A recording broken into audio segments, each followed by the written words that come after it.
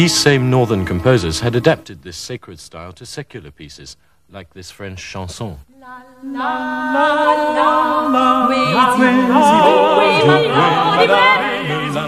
It's a gossipy piece about a girl who has been married off to an old peasant, but she's not too upset because he sleeps all day and she's left free to go into the woods.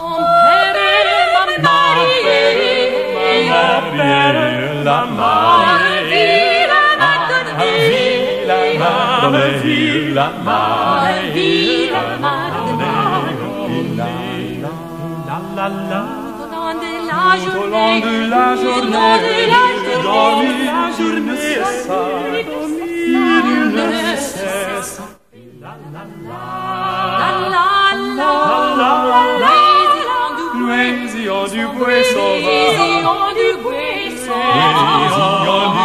buisson va, et la la la, l'oiseau du buisson va.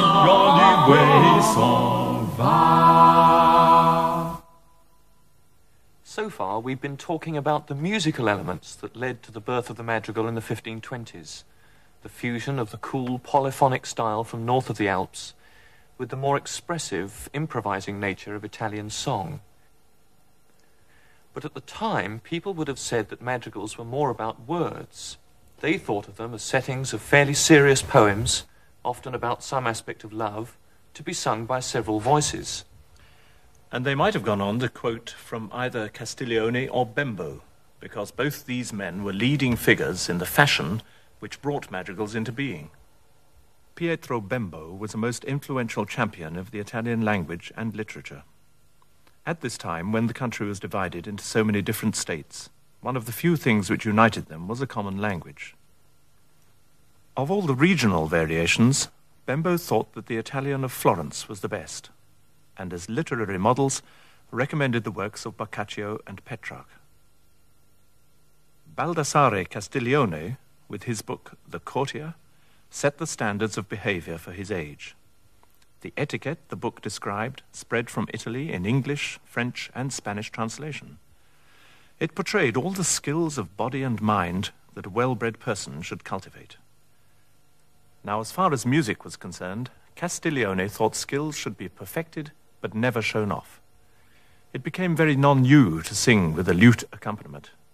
That was the sort of thing professionals did. Much better form to sing one's line discreetly in a piece of polyphony. So you can see just how well madrigals fitted the fashion. Texts by or in the style of Petrarch and approved by Bembo, with the sort of singing recommended by Castiglione. Ultimi mei sospiri by Verdolo fits the bill perfectly.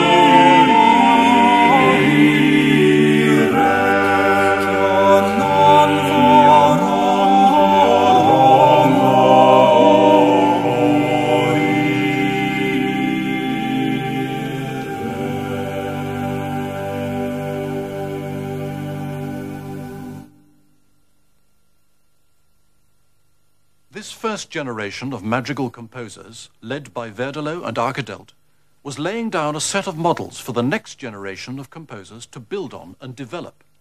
The process was greatly assisted by the newly developing business of publishing. What a difference that invention was making to society. In the hands of religious reformers, the printing press was a most potent means of spreading Protestant ideas. For composers, it meant that their works could now be spread rapidly, far and wide, well beyond the realm of their own particular patron.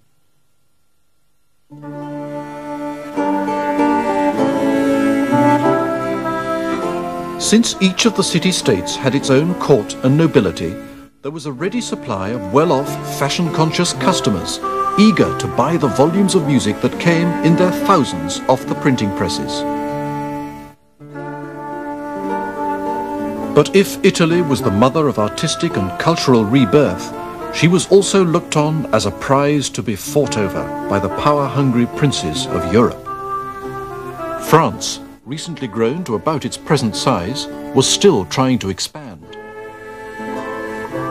Spain, not content with colonies in the New World, made rival claims on the Italian peninsula, as did the German-speaking princes. Then the Habsburgs' domains were united under one man when the Emperor Charles V inherited them all. Soon, matters were further complicated by the rise of the Protestant faith in the north, which in due course led to the Spanish Armada and eventually the unification of England and Scotland.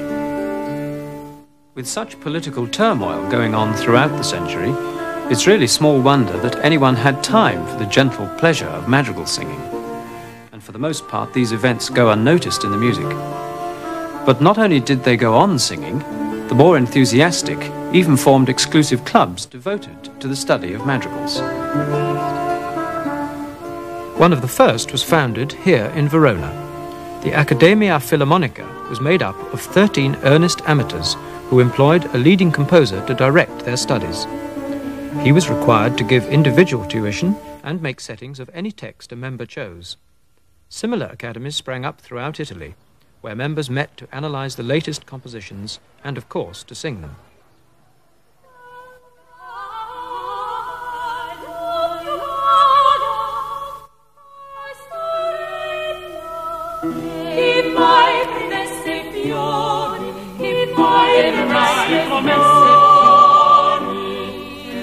Scopriva nel viso al Nicolai, scopriva nel viso al Nicolai, una il lei morta una vita